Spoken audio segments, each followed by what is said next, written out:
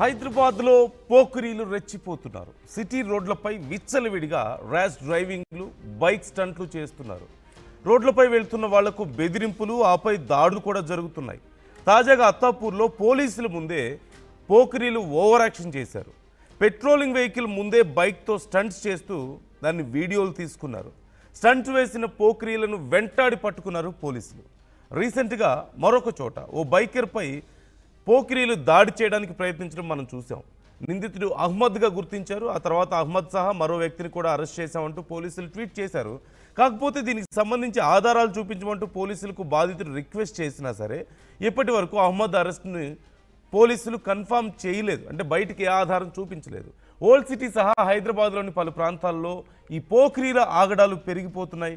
కానీ పోలీసులు మాత్రం సరిగా పట్టించుకోవడం లేదు. ఐటీ కారిడార్లలో చేసేటువంటి ఈ రైడ్స్ అన్నీ కూడా, అంటే డ్రైవ్స్ అన్నీ మరి ఇక్కడ ఎందుకు చేయడం లేదు? ఓల్డ్ సిటీ లాంటి ప్రాంతాల్లో కదా మీరు నిజంగా చేయాల్సింది. సామాన్య ప్రజలు ఇబ్బందులు పడుతుంది అక్కడే కదా అని చెప్పేసి ఎంతోమంది ప్రశ్నలు లేవనెత్తున్నటువంటి పరిస్థితి కనపడుతుంది.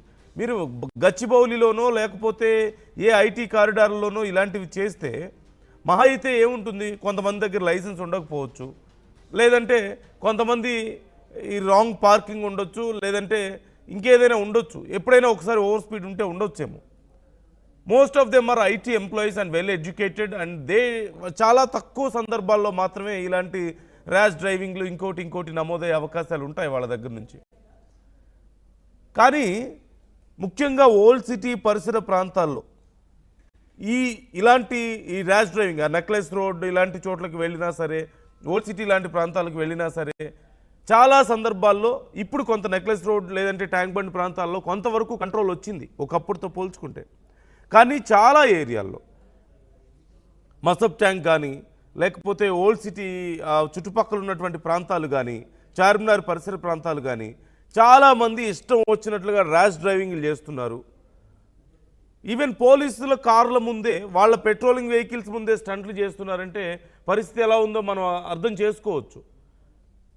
చూడండి ఒకసారి ఆ వీడియో. నేను మీకు చాలా అతి తక్కువ మాత్రమే వైలేషన్స్ ఉండే ప్రాంతాల్లో మాత్రం పెద్ద ఎత్తున పోలీస్ పహారా ఉంటుంది అని చెప్తున్నారు. కానీ రెండు చోట్ల ఉండాలి.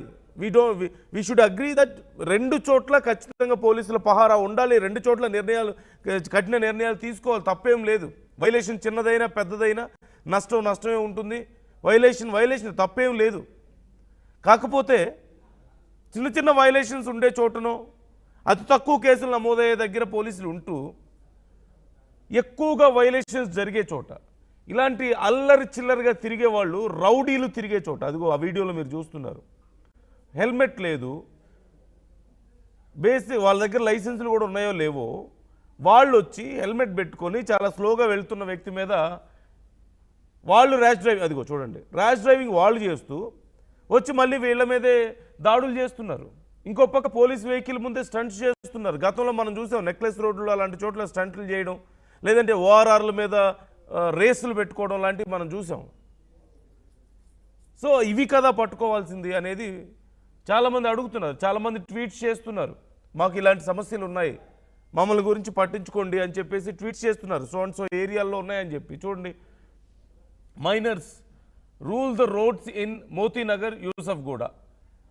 18 years కూడా దాటిన వాళ్ళు రోడ్ల మీద హల్చల్ చేస్తున్నారు మోతీనగర్లో, యూసఫ్గూడలో అని చెప్తున్నారు. And we will look in to it sir అని చెప్పేసి హైదరాబాద్ సిటీ పోలీసులు ఇట్స్ వెరీ గుడ్ టైం. ఖచ్చితంగా హైదరాబాద్ సిటీ పోలీసులు ఒక ట్విట్టర్ హ్యాండిల్ని ప్రాపర్గా మెయింటైన్ చేస్తున్నారు. అఫ్కోర్స్ మొన్న బైక్ ఇన్సిడెంట్ రాగానే వెంటనే చర్యలు తీసుకున్నామని చెప్పి రెస్పాండ్ అయ్యారు. అండ్ ఈ అంశానికి సంబంధించి ఇక్కడ ఎవరైతే కంప్లైంట్ చేశారో యూసఫ్గూడలో మోతీనగర్లో పలానా సమస్య ఉంది అని, దానికి సంబంధించి రెస్పాండ్ అయ్యారు. It's very good thing. ఖచ్చితంగా చాలా రెస్పాన్సిబుల్గా రెస్పాండ్ అవుతున్నారు. But at the same time ఇంకా ఎక్కడో ప్రజల్లో ఒక అసంతృప్తి కనిపిస్తుంది. ఇంకొంచెం ఎక్కువ క్లారిటీని ప్రజలు అడుగుతున్నట్లుగా కనపడుతుంది. రోడ్ల మీద వెహికల్స్ని ఆపి మీరు ఉన్న చలాన్లు క్లియర్ చేస్తే తప్పితే మేము పంపించమని చెప్పే పోలీసులు ఇలాంటి చోట్ల ఇలాంటి ఇన్సిడెంట్స్ జరుగుతున్నాయని తెలిసినప్పుడు అలాంటి చోట్ల ఎందుకు ఎక్కువ ఫోకస్ చేయడం లేదు అనే సమస్య. లేదంటే పర్టికులర్గా చాలామంది చెప్తున్న సమస్య ఓల్డ్ సిటీ ఏరియాలో నేను ట్రాఫిక్ రూల్స్ గురించి మాట్లాడడం లేదు. ఎవ్రీబడి నో దట్ అక్కడ ఓల్డ్ సిటీలో ఏ రూల్స్ ఉండవు. మన రాజ్యాంగం అనేది ఉండదు, మన రాజ్యాంగాన్ని ఫాలో అయ్యే వాళ్ళు ఉండరు. అక్కడ ఇష్టం వచ్చిన టైంకి షాపులు ఓపెన్ చేసుకుంటారు, ఇష్టం వచ్చిన టైంకి షాపులు క్లోజ్ చేసుకుంటారు. అర్ధరాత్రుల్లో రూల్స్ అండ్ రెగ్యులేషన్స్ ఫాలో అవ్వరు. జనరల్గా మన సైడ్ సిటీలో మనం ఎక్కడైనా మిగతా ప్రాంతాల్లో చూస్తే 12-1 అయ్యేసరికి మొత్తం క్లోజ్ అయిపోతాయి. కనీసం రోడ్డు మీద ఛాయ్ అమ్ముకునే వాళ్ళ దగ్గర నుంచి ఎవ్వరు ఓపెన్ చేయడానికి అవకాశం ఉండదు. But if you go to Charminar, మీకు అర్ధరాత్రి 2 అయినా 3 అయినా అక్కడ అమ్ముకుంటుంటారు, వ్యాపారం చేసుకుంటుంటారు. బిర్యానీలు ఉంటాయి. ఇన్ఫ్యాక్ట్ చాలా చోట్ల 3ంటికి 4ంటికి బిర్యానీ అక్కడ బిజినెస్ మొదలవుతుంది, పాయాలు బిర్యానీలు అనుకుంటూ. So there is no closing time, there is no particular timings. అక్కడ అడగలేము. మీ ఇష్టం వచ్చినట్లుగా ఎక్కడ పడితే అక్కడ రోడ్ల మీద మీరు పెట్టుకోవచ్చు, స్టాల్స్ పెట్టుకోవచ్చు, బండ్లు పెట్టుకోవచ్చు, అమ్ముకోవచ్చు. అడగడానికి ఉండదు. కానీ ఇక్కడెక్కడైనా పెడితే మాత్రం ఒప్పుకోరు. అక్కడ నంబర్ ప్లేట్స్ ఉండవు, సైలెన్సర్లు ఉండవు, అడగడానికి లేదు. కానీ అదే సిటీలో ఇంకెక్కడైనా చేస్తే మాత్రం అడుగుతారు, దాని గురించి చర్యలు ఉంటాయి. ఎందుకు ఈ డిఫరెన్స్? ప్రజల నుంచి ఇప్పుడు చాలా ఫ్రీక్వెంట్గా వస్తున్న మాట ఇది ఒక్కటే. ఓల్డ్ సిటీ లాంటి ప్రాంతాల్లో లేని రూల్స్ ఇక్కడ ఎందుకు ఉంటున్నాయి?